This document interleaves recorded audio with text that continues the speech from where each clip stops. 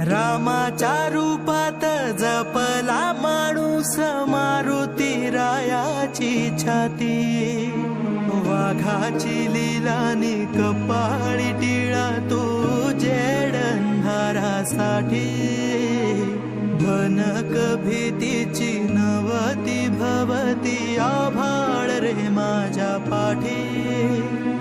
देऊन किनारा मनाच्या होडीचा सारंग हर